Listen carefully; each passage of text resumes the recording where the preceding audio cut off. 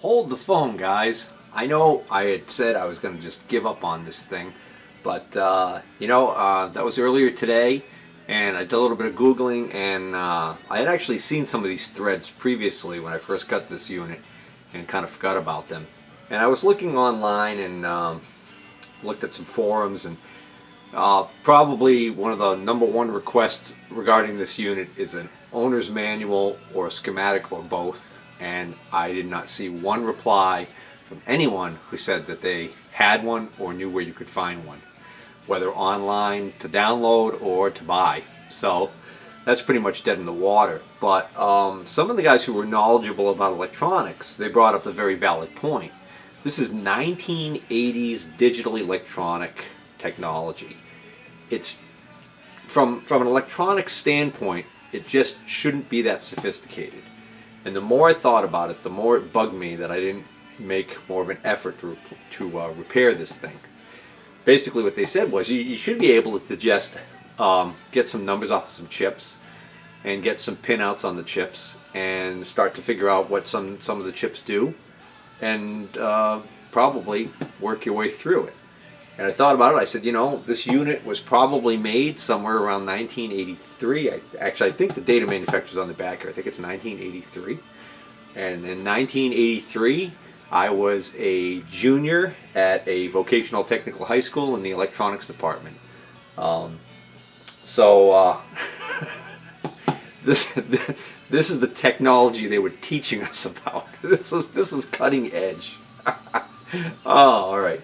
So anyways, so without further ado, I'm going to open this thing back up. I'm going to get some numbers off of the chips. I'm going to focus on those two big chips first because I think those two chips are the LED drivers. And because my displays are almost completely dead, I'm thinking that that's where I should be focusing. And I'm going to see if I can find a pinout for that chip number and do some checks on that chip. And those chips, I'll see if I can source them cheap, and if I can, I might just buy a couple, pop them in, and see what happens. So let's open it back up. Alright, first some vital statistics that I may have not mentioned up to this point, and in case anybody wants to play along at home. The statistics here, the data. This is a Dynamics Research Corporation of Wilmington, Massachusetts, right here in my home state. Digital measuring display model 700. I can't see what it says next to that. And then I think it says 21DO. And then it's a serial number, RJ322025. Not that that's going to mean anything to anybody. Power 115/5A, which means 115 volts, 5 amps. 50-60 CPS, which means 50 to 60 cycles per second, meaning that apparently this could have been used in Europe because they have 50 cycles over there. We've got 60 cycles over here, aka hertz. 230/20/0.2. Oh, okay, 0.5 amp. 115 volts, 0.5 amp. Yeah, that makes sense. 5 amps is a ton of current for something like this. 230 volt, 0.25 amp. So on 230 volt, 50 cycle European operation, it would use 1/4 of an amp, which makes sense. The voltage goes up, the current draw goes down. All right, so that's that. This is the most common unit that pops up in a Google search for Dynamics Research DRO, the Model 700. I did see one guy he was talking about, he had a unit that I think he said it was made in 1979. This one actually has a date right here of 5/83, so May of 1983. Okay, so what he was saying was he had a unit from '79, but when he was describing his unit, he was describing an upper board and a lower board that had the driver chips on it. So I think that might have been a unit that predated this. I also saw a guy, I think on YouTube, who has one of these, and he was demonstrating it. And his unit looks identical to this, but it's got a third display, so it's XYZ.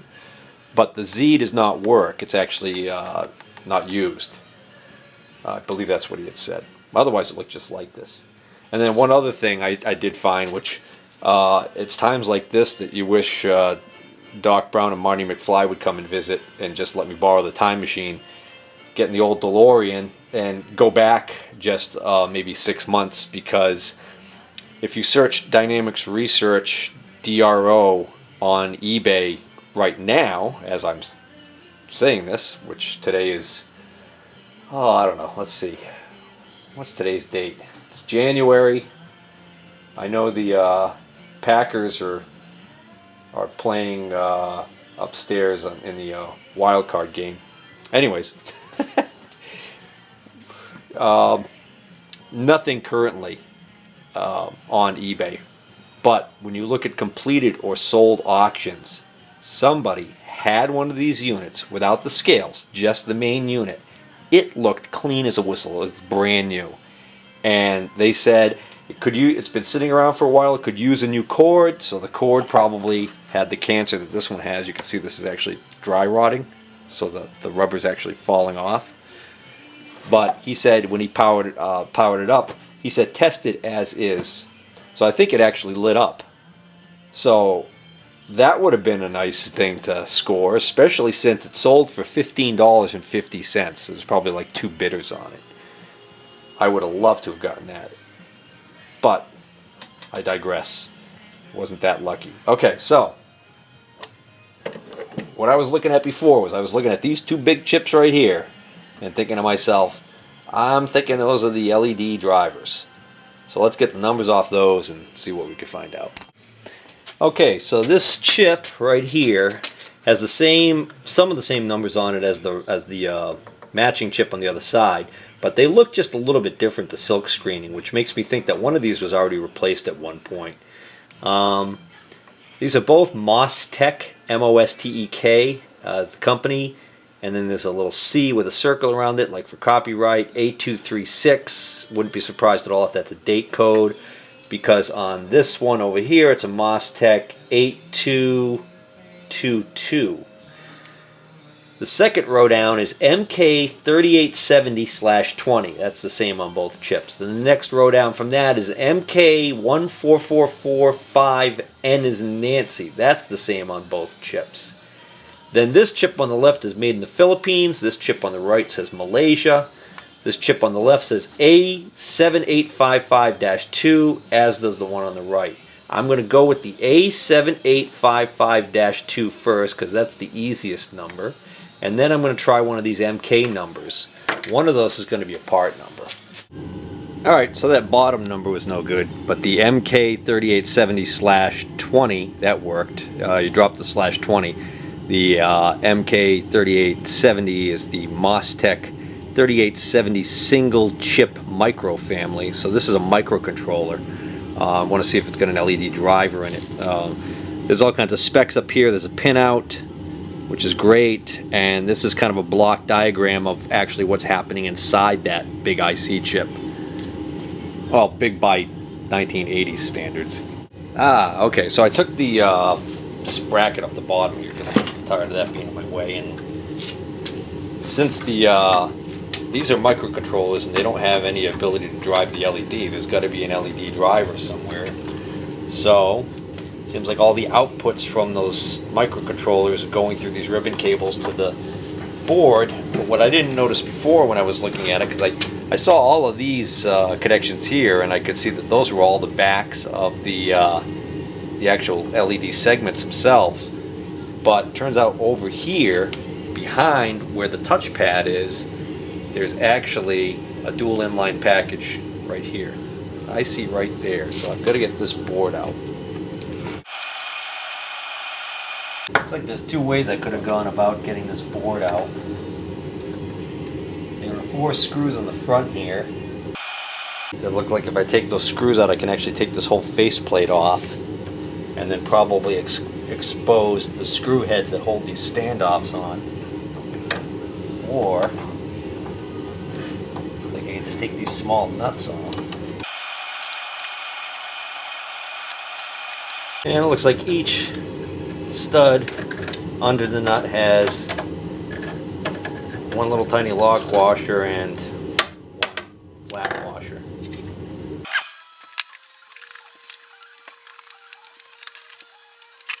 Oh yeah, we got a bunch of stuff going on here. Okay, so I'm going to unplug these two. There are two like Mylar ribbon cables. All right, so there are two little ribbon cables right here that go to the soft touch keypad, and the upper cable goes to the upper connector and the lower one goes to the lower connector. I see a lot of corrosion over here on this board already. Alright, so now I can get this whole board out of the case. Here we have an IC chip, and unlike all of its other brothers and sisters over there on that board, this one's soldered in. I also see small transistors. Got a little driver transistor for each LED by the looks of it.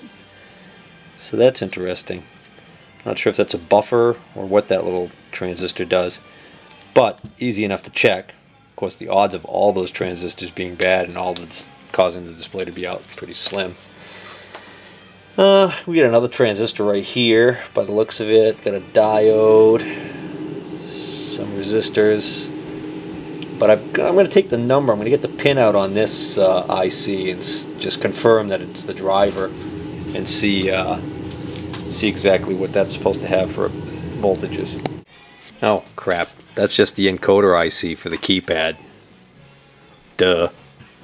That should have been self-evident by the fact that I could see runs leading right from these connections that go to the ribbon cables to the keypad, go right to it. And then these all run up here and probably go right out to the ribbon cable to send that data back to the microcontrollers. So, hey dummy. So where are the drivers? Gee, you know what? I wonder if it's these chips right here that I just kind of ignored this whole time. Yeah, Steve, I can see the runs coming right out. Alright, so what the big dummy's looking at now, in case you guys are wondering, right there, that chip, all of the runs coming out of that chip go right over to this ribbon cable. And all of the runs coming out of this side of this chip run right out and come to the ribbon cable. So, alright, took a little bit of searching. Sometimes, the less sophisticated the part number is, the harder it is to find. Well, oftentimes, because when you put in a number like on here, 2204CP, you get all kinds of stuff on Google. And then if you put it in 2204CP, integrated circuit, it doesn't necessarily help. But eventually I found something that's said that this IC was made by XR, EXAR Corporation. And if you look at, well, you probably can't see it, but with this crappy camera. Oh, by the way, flash update. New camera on its way. Bought and paid for, just hasn't gotten here yet. Woohoo!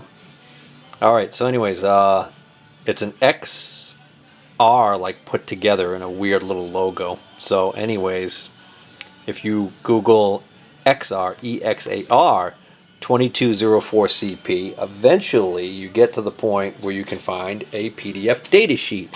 And you find out that this is a high voltage, high current Darlington transistor array. I'm reading this off my phone, so it's kind of hard to see, but basically it says Darlington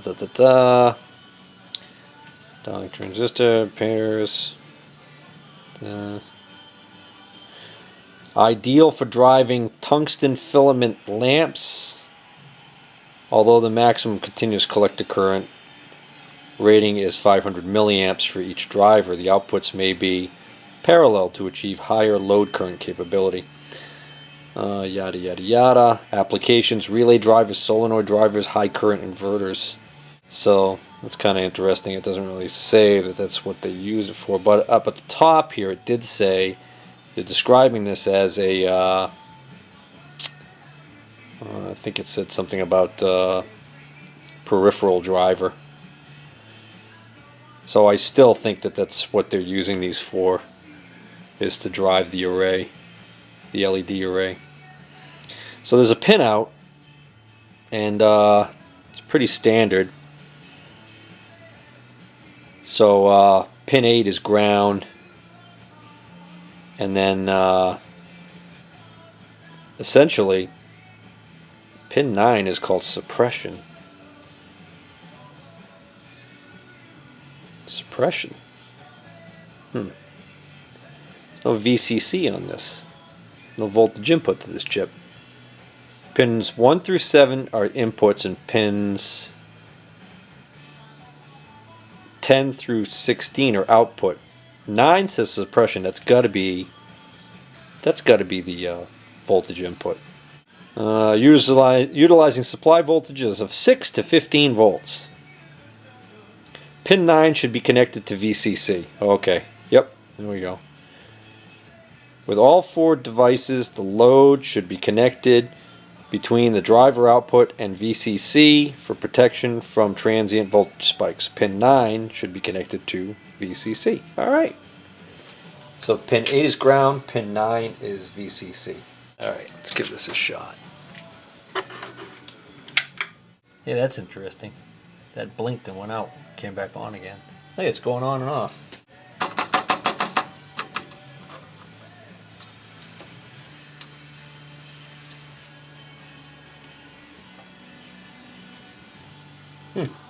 Alright, I'm going to take a wild guess here that the red dot right there is pin 1. So these should be pin 8 and 9 down this end here. 12 volts. That's interesting. That one's only got 9 volts on it. Oh, that was the wrong place, wasn't it?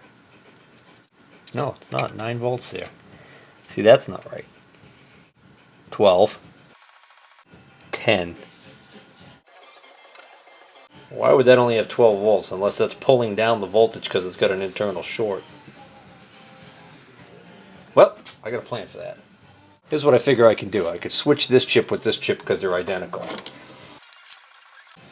Well, wait a minute.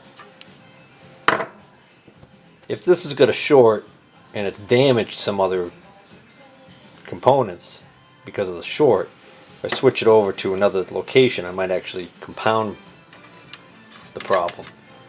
Let me start with something real basic and just test these transistors, these driver transistors that are on here, because that's so easy to check for a short. Just use my diode checker on the meter, which, you know, won't really show if a transistor is leaky, but by leaky I mean has leakage current. But if I've got a dead shorted transistor, it'll be a dead giveaway. Trying to figure out what the pinning is of this transistor. Oh, what I could do is I compare that transistor's readings to the rest of them. These all seem pretty normal so far.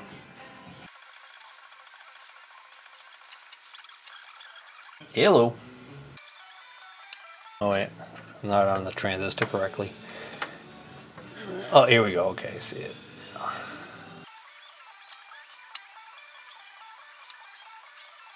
A dedicated transistor checker could tell me whether or not these transistors are leaky, have leakage current issues. But this little diode checker in this meter can tell me whether or not any of the transistors have a dead short or have an open junction, and none of them test abnormally. Alright, there's a transistor over here I just tested by its lonesome. Oh, I guess for giggles we'll test that diode since it's sitting there. That's good. Alright. So we'll go back to that other plan and switch these two ICs. Actually, I'm curious to know what, if I put the diode checker across the pins to that IC, 8 and 9, in both directions, do I get even a reading? Alright, it looks like a diode when I do that one. Well, so doesn't that one though. Yeah. I'd be too lucky.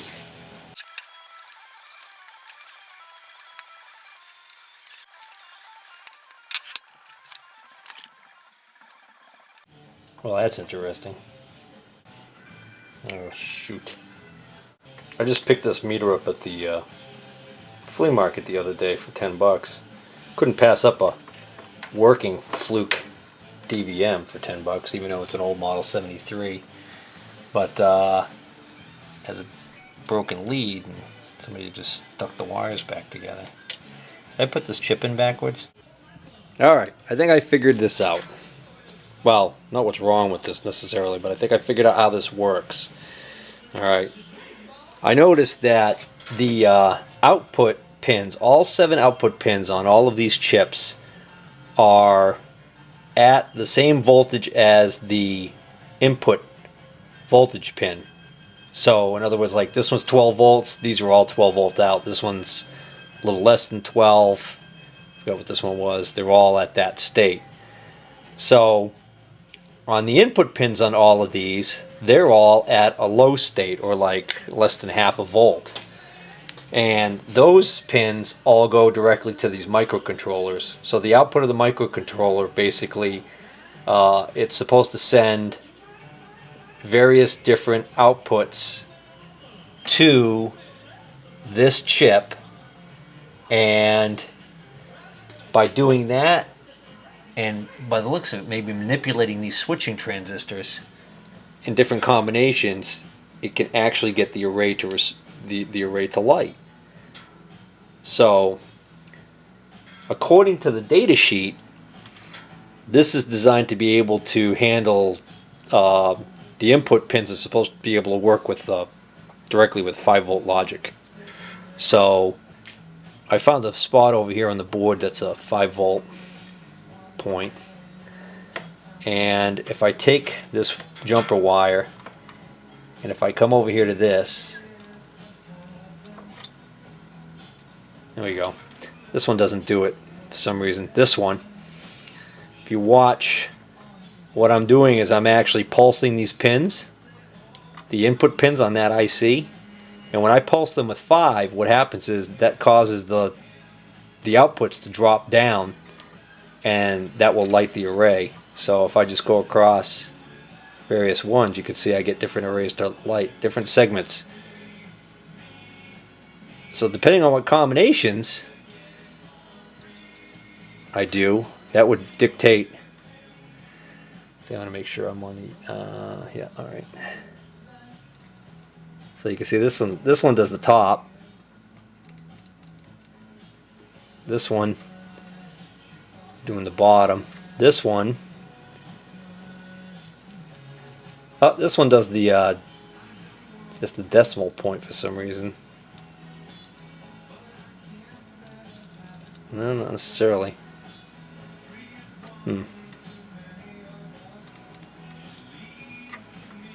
So I don't think the microcontrollers are doing anything.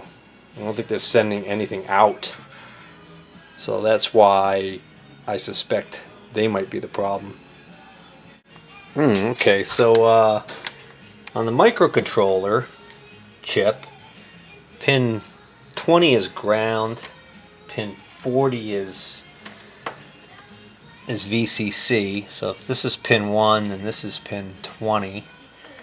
And so then this is pin 40 is VCC. Pin 39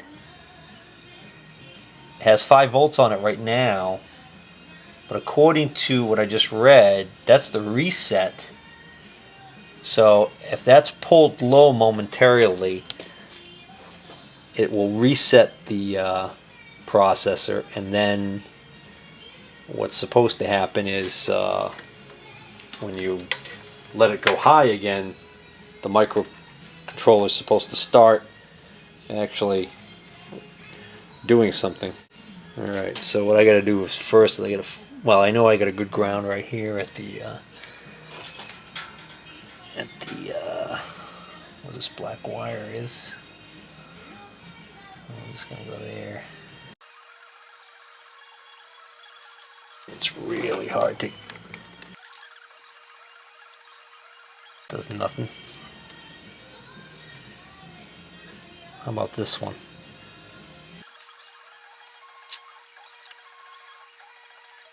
Well, it does something, because when I reset it, the minus sign there on that display over there goes out. So I don't remember if that's the X or the Y, but definitely this microcontroller is for the bottom array.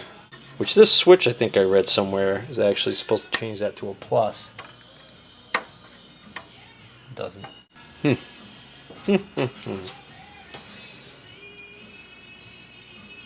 Boy, it would just be a complete shot in the dark to just buy these microcontroller ICs and replace them.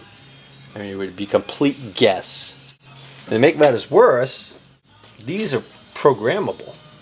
So I don't know what programs them. Alright, battery's dying, but before I go up, one last thing I tried is I switched this IC with this IC. These two have the same part number, so I know I can switch them. And the reason why I chose these two is because this one had some discoloration on some of the pins. This one did, but in a different location. So I'm just curious if swapping that does anything. Nah, does the same exact thing. Still get the same problem. So I don't think the driver ICs are the problem, because they're just sitting there waiting for the microcontrollers to output something to them. Alright, I'm going to see how cheap those microcontroller chips are.